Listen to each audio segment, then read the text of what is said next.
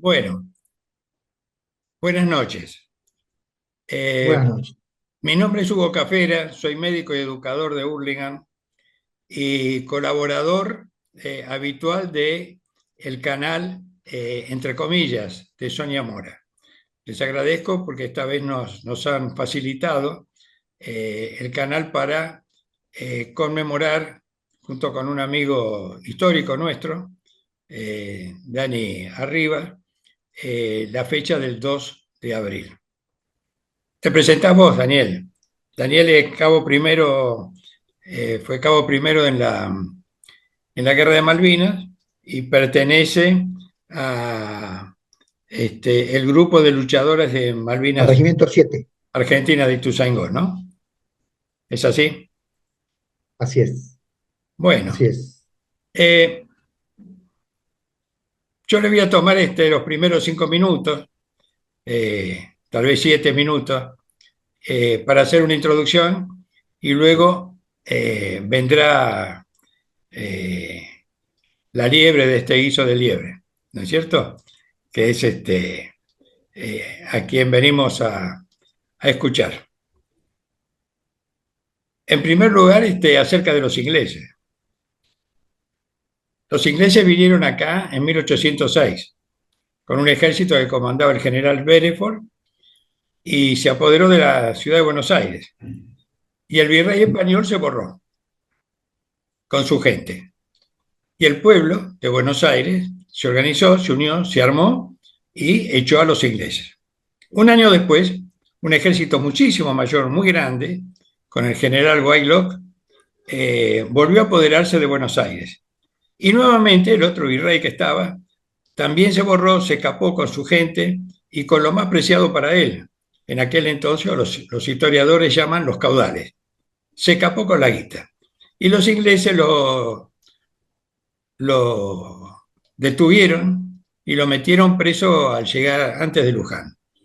Y luego se dieron el lujo de pasear los caudales, la guita nuestra, por las calles de Londres, ante una población que ya estaba acostumbrada a esos gobiernos piratas.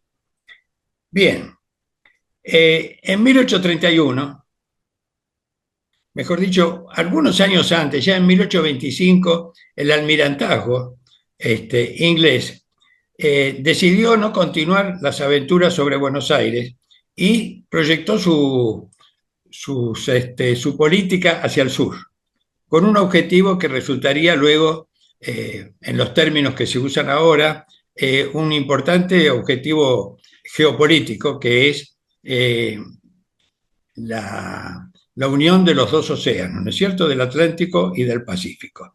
Y entonces mandó barcos a estudiar lo que eran las costas, los climas, etcétera, etcétera, barcos oceanográficos, y uno de ellos fue el Bergantín Vigle, que fue el más conocido, hizo 2 viajes, en el segundo estaba Fitzroy, también lo conocemos porque hay alguna localidad en la isla Soledad con ese nombre, y luego de esos barcos que hacían el estudio, venían los barcos piratas que pirateaban. Ya en el segundo viaje que hizo el Beagle, eh, ya estaban ocupando los ingleses después de haber derrotado al gaucho Rivero y a su gente. Bien, en 1880 se organiza la nación argentina y el Estado.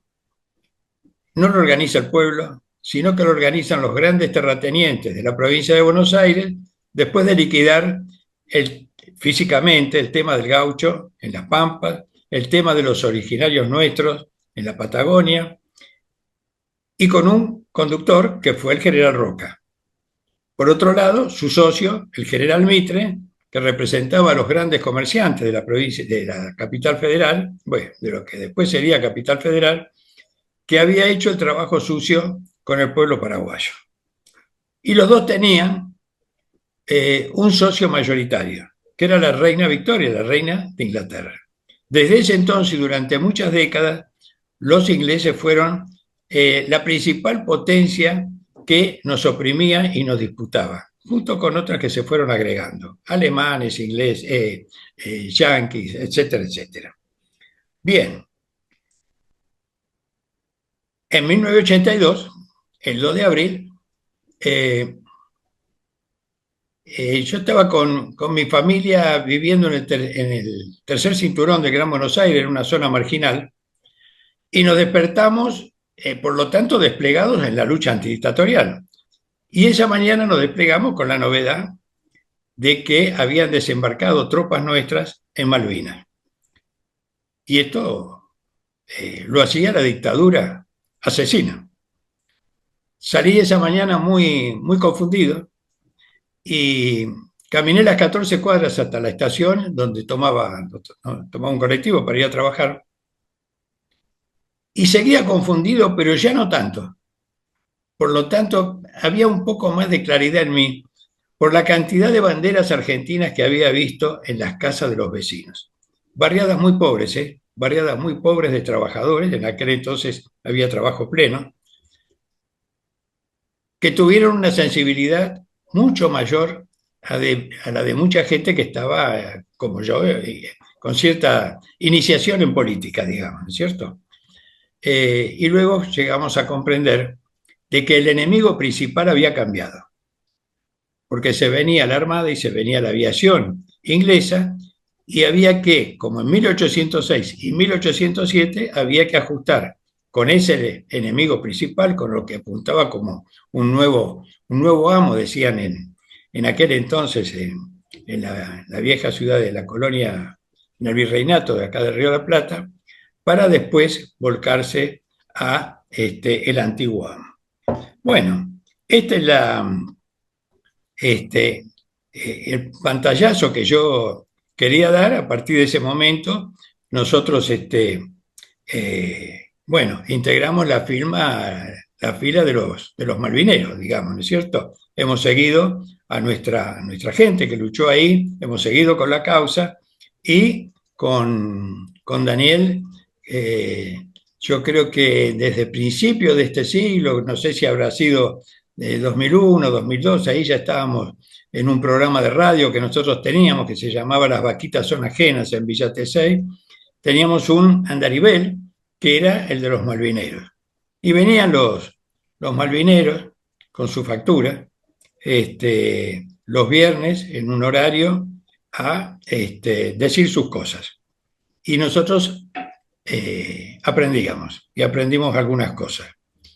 Y así cada tanto nos encontramos y como cada tanto, a veces pasan años, sin embargo, cada vez que nos vemos es como si fuera ayer, continuamos la conversación. Me parece que yo quería hacer esta pequeña introducción y entonces dejarle la palabra a vos, Dani, porque a vos te queremos escuchar. Queremos saber lo tuyo como testimonio personal y en homenaje a tanta gente que ahí dio su sangre, su vida y la de muchos familiares.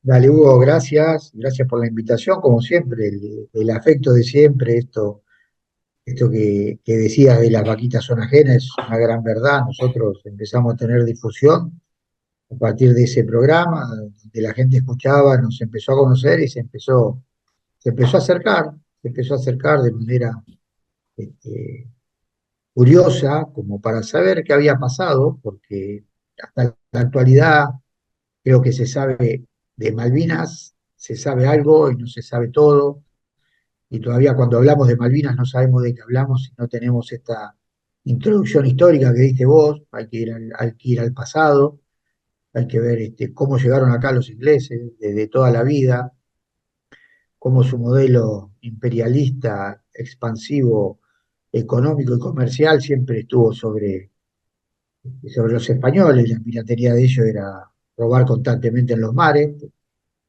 era lo más preciado que le podían llevar a la reina. Todo el oro que sacaban de acá del virreinato iba a parar allá a la corona. O sea, eran piratas, pero robaban para la corona.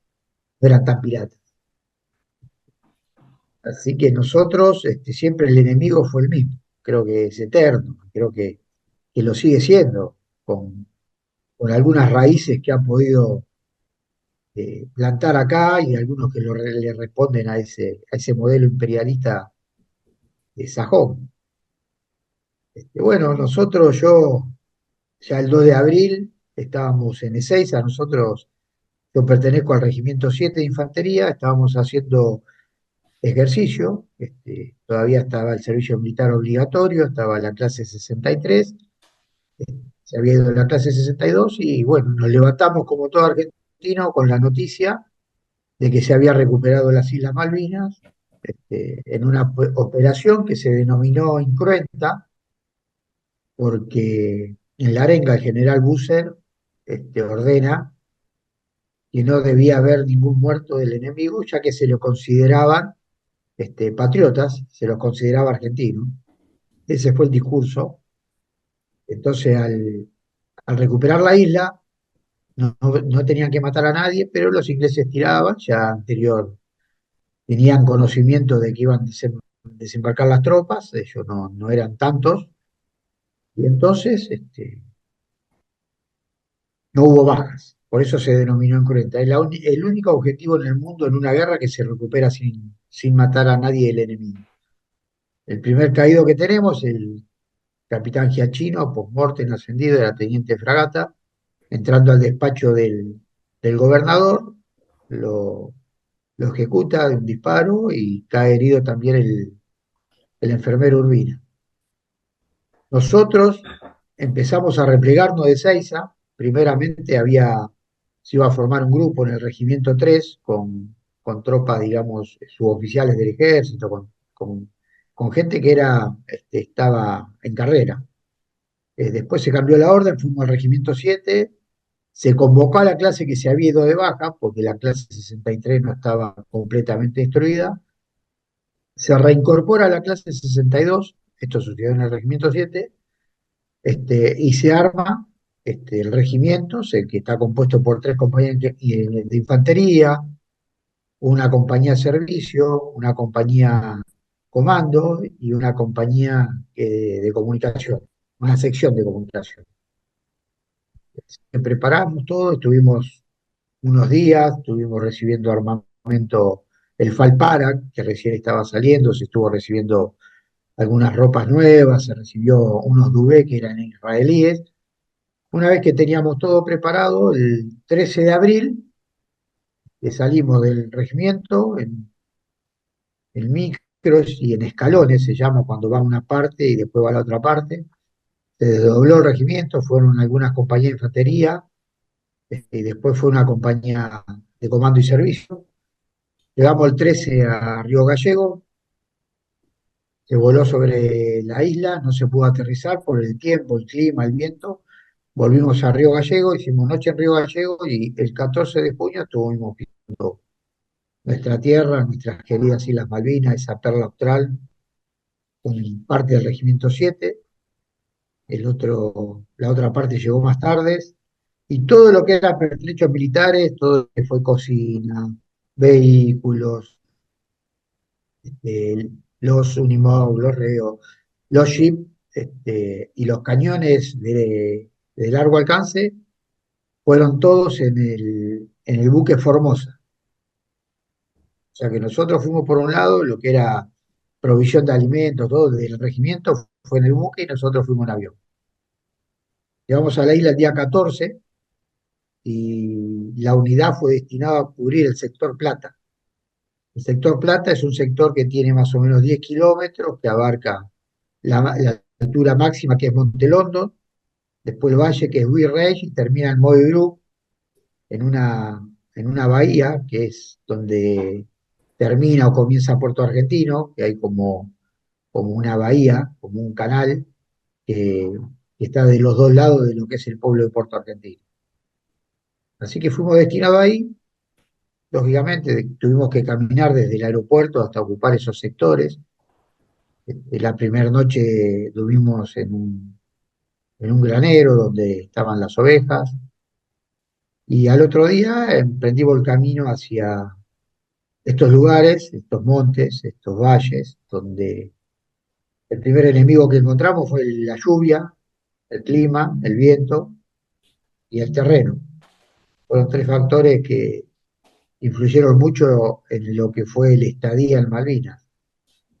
Nosotros nos trasladamos, ocupamos las posiciones, tuvimos que hacer los pozos, y después cuando llegó el barco tuvimos que volver a buscar todo lo que era herramientas, todo lo que era munición, todo lo que era cañón, tanques, todo, tanques no, todo lo que era armamento pesado de infantería, lo tuvimos que ir a buscar caminando y llevarlo a pie a los lugares asignados ya, que era este sector plata.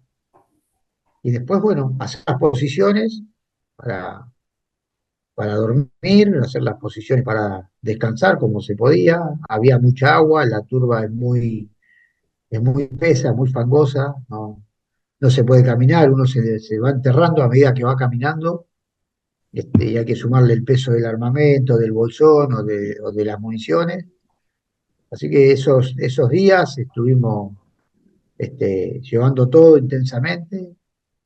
Los primeros días se iba a buscar la comida, se hacía un rancho cerca de Puerto Argentino, había que ir caminando con unos cilindros de acero inoxidable que mantenía la comida caliente y tratar de llevarlo a las primeras posiciones. Esto fue durante el 14, 15 de junio, el 15 de abril, durante ese periodo que todavía no habían llegado los ingleses. Los ingleses llegan el primero de mayo, empiezan las acciones bélicas en lo que es Puerto Argentino, donde aproximadamente 5:20, 5:30 de la mañana, en unos aviones Harrier, un Vulcan, bombardean la pista de vuelo de Puerto Argentino, no logrando dañarla, pero fue la primera sensación de que estábamos en combate. Fue el primer acto bélico de los ingleses y fue cuando nosotros ya empezamos a cobrar dimensión de que estábamos en guerra. Ese ataque donde tembló la isla con unas cuantas bombas que tiraron de muchos kilos. Y como es el argentino, los ingleses en algún momento pensaron que habían dañado la pista, pero habían pintado redondeles de negro, con pintura negra. Entonces los ingleses cuando pasaban por arriba se decían, la pista está deteriorada. Y no sabían cómo volaban. Durante toda la guerra los Hércules fueron y vinieron hasta el 13 de junio. O sea que la pista estuvo operativa durante toda la guerra. Esa es una genialidad de los argentinos, como tantas que hubo eh, en los distintos combates. Así que bueno, nosotros ya empezamos a recibir todos los días fuego aéreo y fuego de las fragatas. Las fragatas tiraban a 20 kilómetros, el cañón de más largo alcance que teníamos nuestro tiraba a 16, así que era imposible llegarle. Pero bueno, a partir de ese momento el bombardeo era continuo, era nocturno con la fragata y diurno con los aviones. Ellos tenían mucho potencial aeronaval y mucho potencial eh, de mar. Bueno, los días fueron pasando, bombardeaban cerca de las posiciones, varias veces hicieron impacto este, bien sobre las posiciones nuestras, así que nosotros prácticamente no dormíamos, empezó a complicar este, comer, conseguir la comida, no se podía cocinar, porque había una cocina que estaba en la compañía B, pero también funcionaba ahí durante los momentos de día porque era peligroso tener una cocina prendida a fuego de noche. Entonces, otro factor que empezó a importar fue la falta de comida, la falta de descanso, la falta de higiene, la falta de elementos de higiene, eh, y cocinar, el agua no llegaba, así que empezó a cocinar con los charcos, había unos charcos de agua, se formaban ahí naturalmente por algún motivo, entonces se tenía que sacar el agua de ahí. Entonces, en un momento los ingleses usaron una bomba de fósforo que se llama, que estaba prohibida porque es muy contaminante, y las que explotaron cerca de los charcos, bueno, las consecuencias las vivimos desde los 45 años en adelante, que se mueren compañeros por distintas afecciones de los riñones, de pulmones, hay una denuncia hecha por ese tipo de contaminación que provocaron los ingleses con este tipo de bomba prohibida por convenio, pero bueno, como nunca respetan nada, ellos, ¿viste? Son los dueños del mundo, este, tiraban con esas bombas. Después de días ya medio desgastados, ya empezamos a tener una sensación de que íbamos a entrar en combate de infantería. Tal es así que el 21 de mayo la flota inglesa logra entrar en San Carlos, el estrecho San Carlos, que son unos 80, 90 kilómetros más o menos de Puerto Argentino. Owen Crippa, un piloto de la Armada Argentina con un Neptuno, un avión de reconocimiento, los logra ver, con el poco armamento que tiene, logra atacar y logra dar alarma este, a un grupo, una sección que había ahí del Regimiento 25, reforzada con gente del Regimiento 12 de Infantería, dar el aviso que estaban desembarcando. Los pocos hombres que era, una sección está compuesta de 46 hombres, más refuerzo, habrá habido 80, 100 hombres, para un desembarco de casi 3.000, 4.000 hombres. Así que se resistió como se pudo, se dio la alarma, que estaban desembarcando ahí en San Carlos, el próximo paso era Darwin. Bajaron dos helicópteros ingleses, la tropa que había ahí, bueno, tienen bajas, tienen caídos, y una vez que hicieron cabecera de playa los ingleses, ya se instalaron ahí parte de la flota de San Carlos y fueron desembarcando los Royal Marine con los distintos regimientos de, ingleses, galeses, irlandeses, porque si ellos pueden tener problemas internos, pero cuando tienen un problema con el mundo son unidos. Por eso el Reino Unido le dice. Y a partir de ese momento empiezan a transitar lo que es el camino hacia Puerto Argentino. 21 de mayo, ellos calcularon que el 28 de mayo, en 7 días, renovando las tropas, iban a llegar a Puerto Argentino.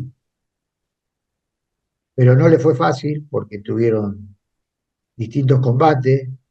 Ganso Verde, Darwin, fueron los combates intensos, donde sufrieron bajas los ingleses, los argentinos también sufrieron heridas, sufrieron muchas bajas, y les costaba reponerse, así que descansaban, hacían una especie de impas de lunes a jueves.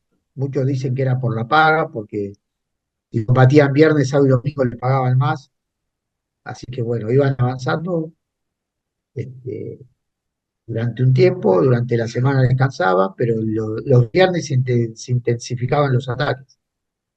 Así que me hicieron tomaron lo que era Ganso Verde, después tomaron lo que es Darwin, después había un sector que estaba custodiado por los comandos argentinos, que era Tom Malone, que estaba este, cuidado, y bueno, ahí hubo un combate intenso también entre comandos argentinos y ingleses, y hubo bajas de los dos lados, pero bueno, los ingleses siguen avanzando ya para el lado de Puerto Argentino. En la última defensa de Puerto Argentino ya se encontraba los montes más importantes, era Monte Kent, Harrier, Dos Hermanas, Tumbledon, Monte London, Sapper Hill. Era como un semicírculo, custodiando la entrada a Puerto Argentino. Entonces ahí los combates ya para junio, ellos pensaron estar el 28 de mayo, pensaban entrar en Puerto Argentino, pero lograron hacerlo el 14 de junio. Pero los combates más intensos empiezan el 10, 11, 12, 13 y 14. Ya el 10, ya voy a entrar a hablar de cuando le tocó entrar en combate al Regimiento 7. Estaba la Compañía B, en la altura de Montelondo. Eh, Los ingleses dicen que un inglés, un Royal Marine, pisó una mina y se veló la sorpresa. Entonces ahí la Compañía B, que estaba entre las rocas y había un sector minado, abre fuego sobre los ingleses, y ahí empieza el combate. Todos los combates fueron duros e intensos, pero el más intenso de la guerra, escrito por todos, fue el de Montelón. Y ahí empiezan a tirar la artillería argentina, empieza a tirar la artillería inglesa, había fuego naval, y como era de corto alcance, tiraban los morteros ingleses, los morteros nuestros, y con armas de fuego de corta distancia se produce el combate entre la compañía B y el regimiento Parak 3 ingleses. Y tenían dos secciones que lo acompañaban, la compañía 42, los ingleses, y la compañía 45 por los costados. Ellos tenían que entrar por el medio de Monte London, que era donde estaba la altura, donde estaban las rocas. Pero la compañía B estaba bien atrincherada. Al soldado Bruno se le traba la ametralladora y entre el Tito Bruno y el subteniente Baldini había, le decían la olla, y había como un espacio en blanco, un espacio al vacío.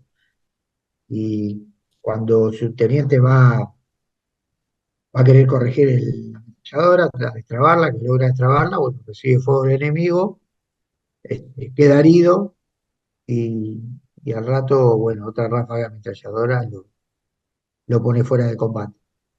Y el soldado Tito Bruno queda combatiendo con la ametralladora y la compañía B sigue combatiendo intensamente.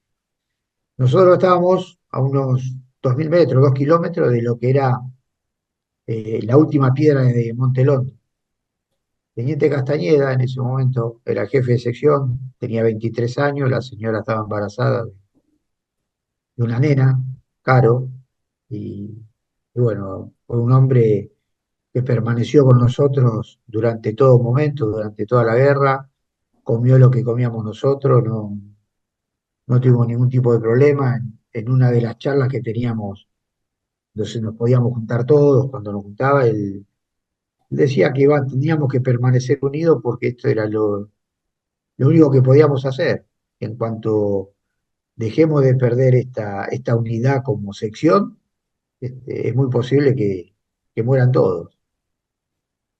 Así que bueno, esa noche del 11 de junio recibe la orden de juntar la sección, y nos da la arenga y nos dice ahí, bueno, tanto tiempo que estuvimos esperando, ahí los tenemos, no vamos a esperar que ellos vengan, en otro tono de ya, en un tono más agresivo. Los vamos a ir a buscar a estos hijos de puta para demostrarles quiénes son.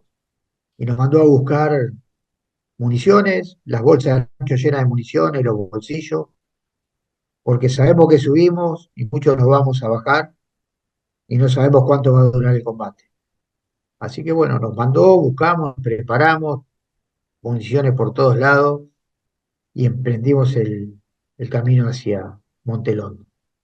Montelondo seguía combatiendo, la compañía B, por ahí algunos dicen que se había rendido, que se había replegado, no, la compañía B seguía combatiendo.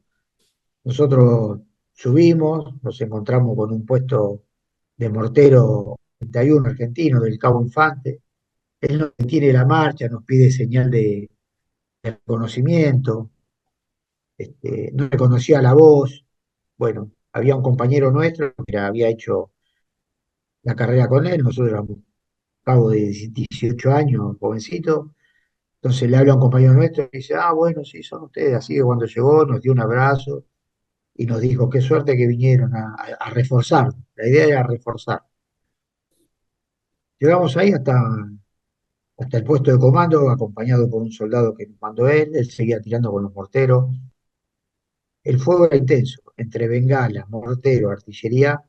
Este, viene una película de guerra, viene una película de guerra. Para llegar hasta ahí recibimos fuego de artillería, nos enterrábamos en el barro, nos caíamos entre las piedras.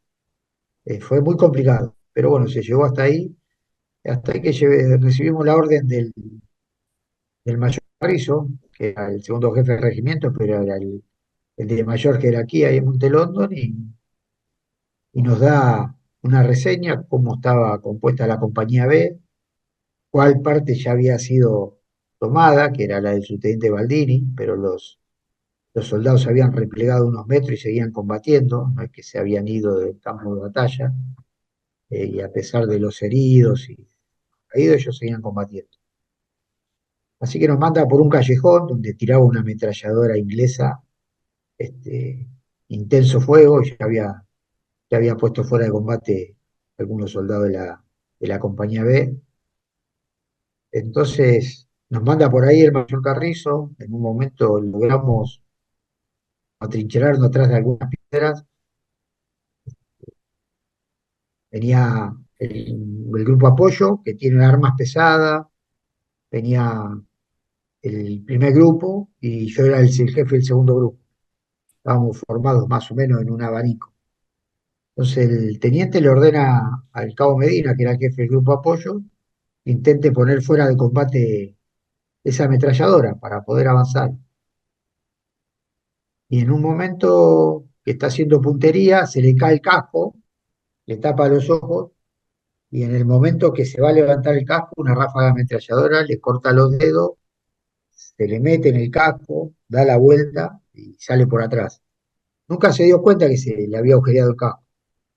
Tenía unos guantes de abrigo él y empieza a sentir la mano caliente y se da cuenta que se le habían cortado los dedos. Sacó el guante, se vendó, este, la ametralladora había dejado tirar unos minutos y bueno, vuelve a hacer puntería y hace impacto.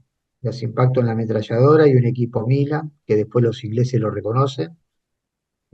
Mató a 5 con ese disparo del cañón de 90. Y ahí logramos poder avanzar unos 40, 50 metros, que para la noche intensa que era muchísimo. El combate se hizo más intenso, retrocedieron unos metros, nosotros avanzamos,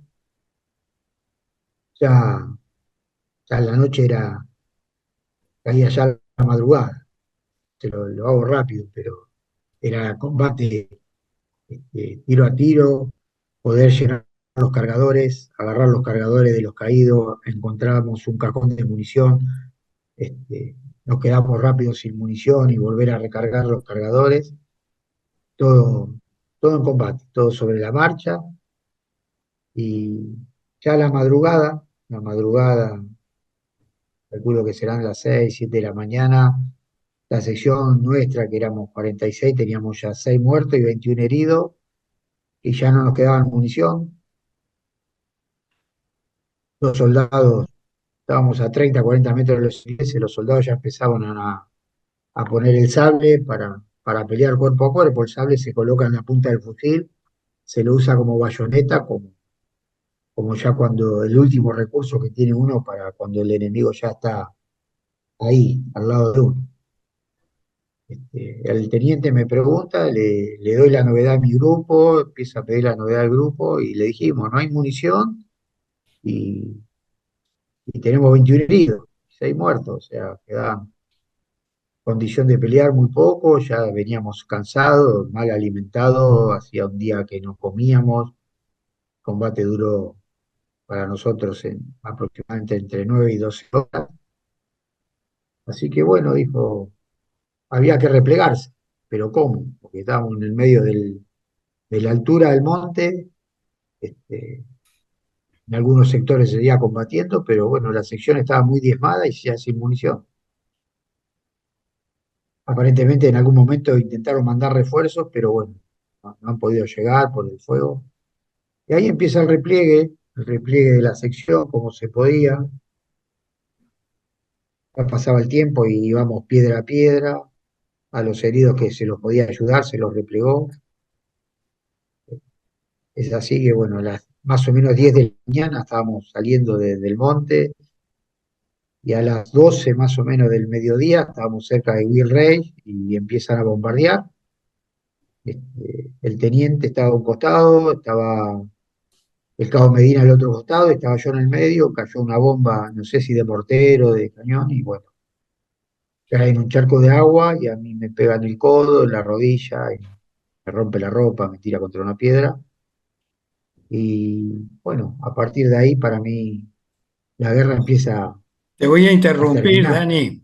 Sí, Eh, en 2 minutos se va a cortar la transmisión y se van a tener que reenganchar con el mismo IDEN y la misma contraseña y vamos a poder continuar. Yo les recuerdo que esta charla, esta conferencia que está dando Daniel, se va a pasar por el canal entre comillas, de Sonia Mora a partir de pasado mañana a la mañana. Va a estar grabado en YouTube, ¿no es cierto? Ahí la van a tener íntegra porque algunos se han integrado, algunos de los que han ido, los que están participando, en la medida que transcurría esto. De manera que yo los invito a, cuando esto se termine, a volver a engancharse, le vamos a dar la entrada y vamos a continuar. Es tuya la palabra, Dale, Hugo, Dani. dale. Bueno, este, ahora el problema cuando estaba herido, fui a un puesto de heridos y estuve ahí con el cabo que digo, el cabo Medina, mi hermano de la vida también, estaba herido en la mano y bueno, 12 ya, a las 5 de la tarde, nos dicen que vayamos detrás de Will Rey, ya había una elevación que iba a venir a buscar un helicóptero y nos iba a trasladar desde ahí hasta el hospital de Puerto Argentino. Entonces nos fuimos, estuvimos ahí esperando, nos sentamos. El helicóptero nunca llegó porque bombardeo, ya andaban los aviones. este, no sé, no creo que un helicóptero argentino sin capacidad prácticamente de fuego, porque son más de traslado, se arriesgue a andar contra los Harrier, contra los Sea King, aviones helicópteros de ultra generación. Y así que emprendimos la marcha caminando, con nuestro fusil, con nuestro casco, con nuestro armamento, con los cargadores con un poco de munición. Y empezamos a caminar, a caminar, a caminar, y era una zona que había sido bombardeada intensamente y se habían replegado. Así que encontramos, Se va a interrumpir dentro de 30 segundos, y les pido que se bueno, vuelvan, a conectar, que vamos a continuar. Bueno, continuamos. bueno, dale, Hugo, vamos a ser más resumido ahora. Está bien. Bueno, a mí me parece que, bueno, con la emoción de siempre recibimos el relato que alguna vez hemos escuchado. Me quedo con las imágenes son Sí, bravas, pero después el asunto de la pista esa, de la pista negra, eh, vos decís que eso es cosa de los argentinos, ¿no? Siempre hay un Maradona en cada deporte, ¿no? sí, Este, seguro, seguro. que hacen estas cosas.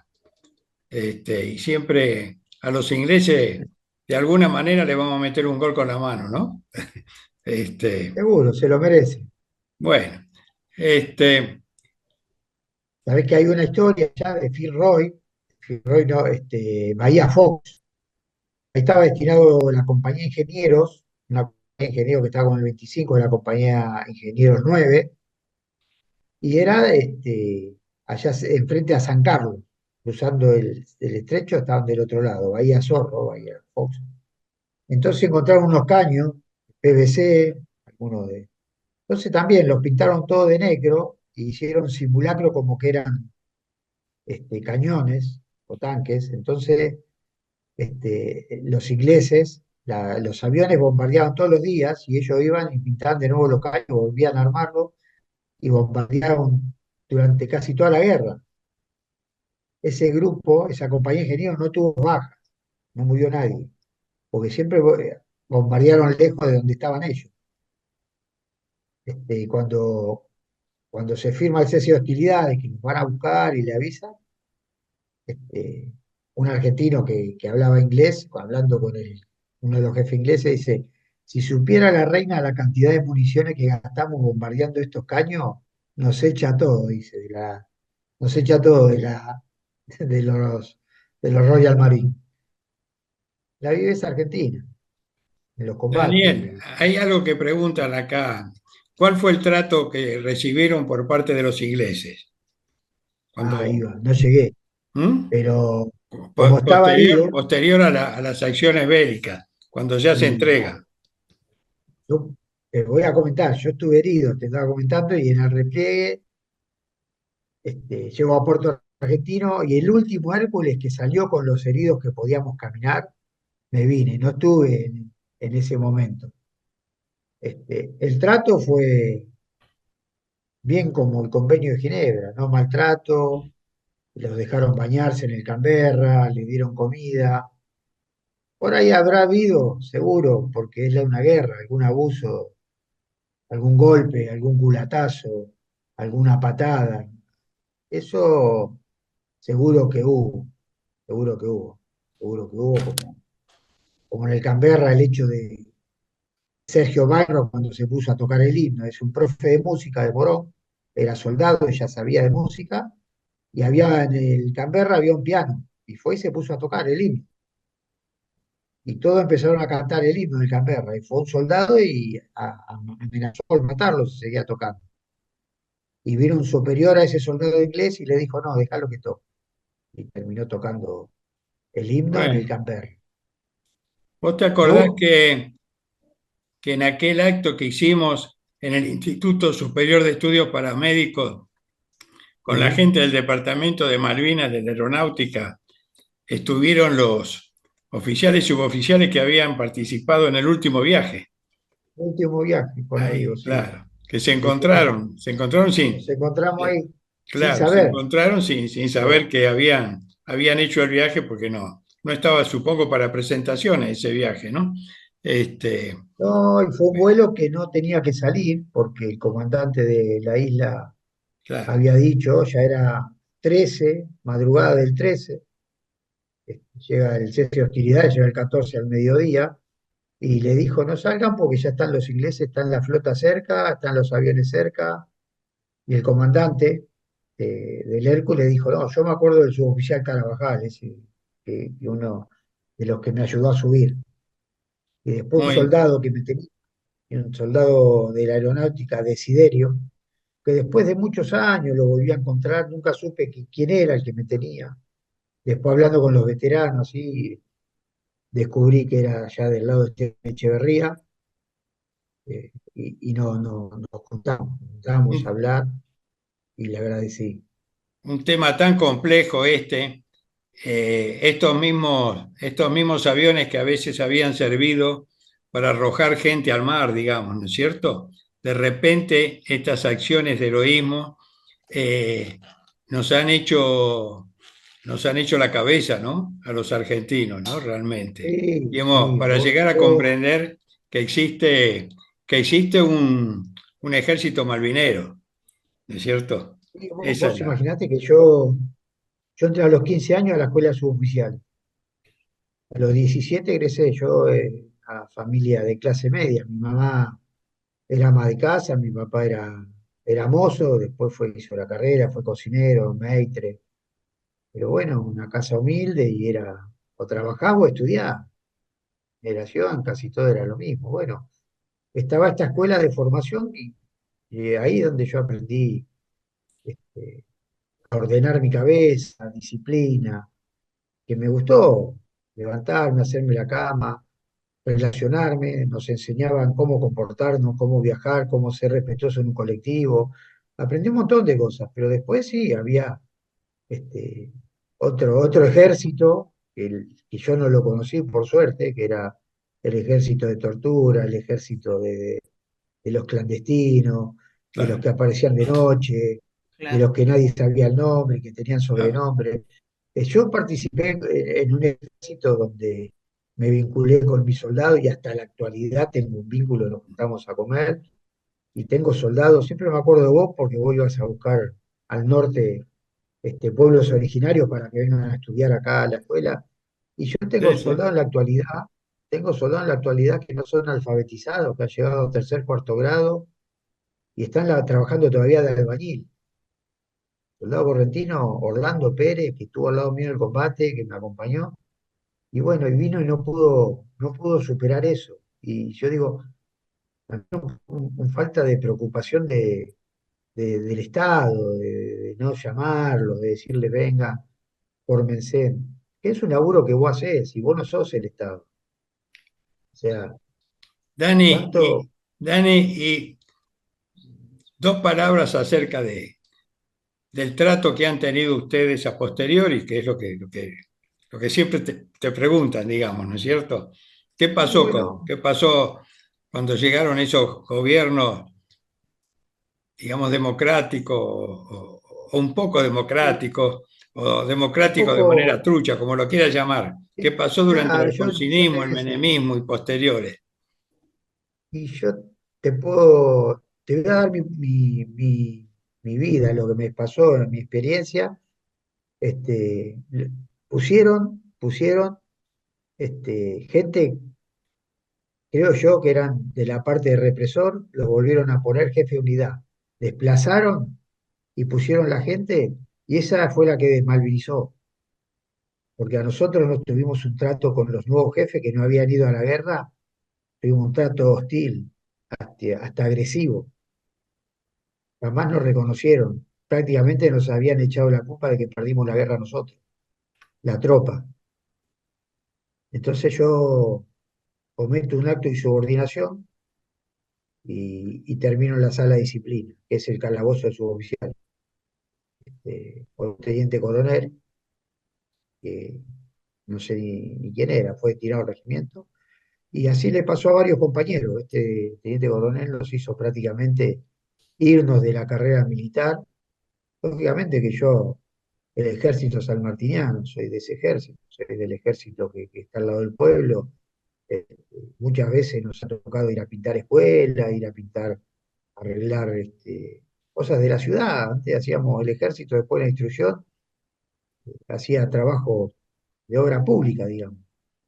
Y Bueno, lamentablemente vino la democracia con esta gente porque los demócratas los ponían a estos de jefe.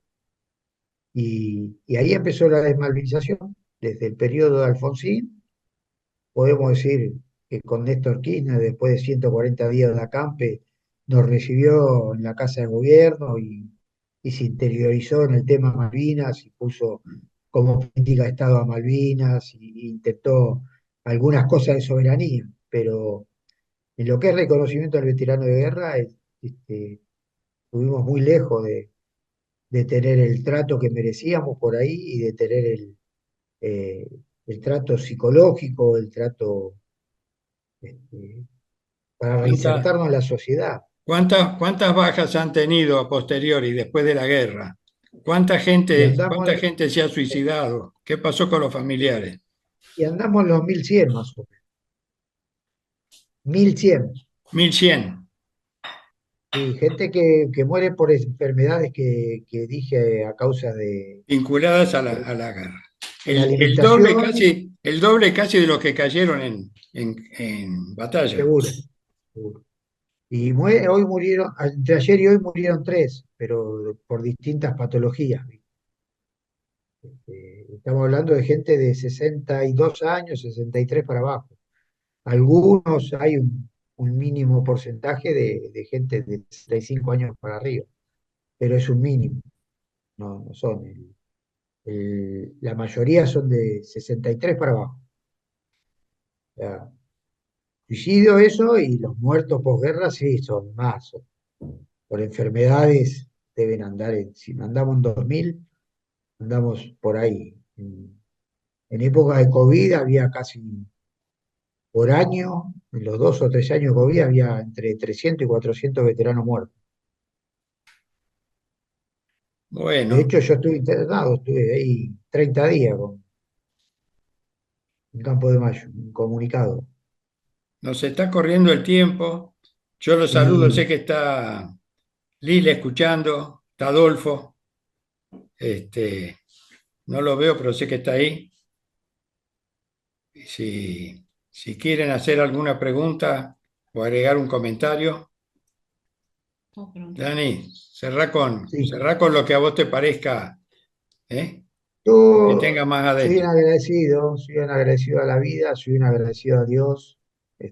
Gracias que nos cruzó en la vida, siempre haciendo cosas lindas vos para la gente, para el necesitado, siempre tratando de conseguir que salgan adelante, peleando por los derechos de los ciudadanos, de los trabajadores.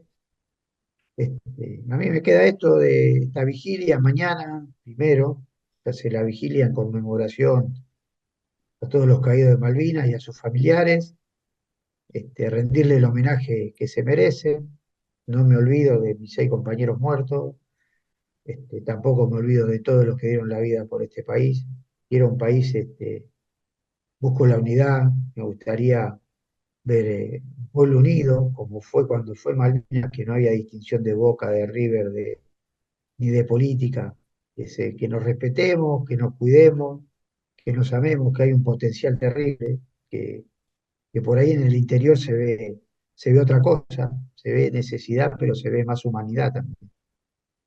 Eso, simplemente eso, agradecerle a todos los que estuvieron escuchando, a Sonia por el canal de YouTube y simplemente este, día de reflexión como Acá todo. tenés una pregunta de Sonia. Sí, Hola, hola, Dani. Si hola. vos tenés que recordar y lo tenés que memorizar y recordar, un episodio que te fue más significativo por el dolor, por la ilusión de salir, o por la sensación de muerte, elegí cualquiera. ¿Qué nos relataría? Un episodio que te haya sido el más significativo, ya sea como esperanza, como desilusión o como con lo que sea. Y creo que el momento más épico es cuando estábamos todos los 46 que estábamos subiendo y, y me acordé de lo que había dicho el teniente antes de subir, que muchos no íbamos a volver. Y subí,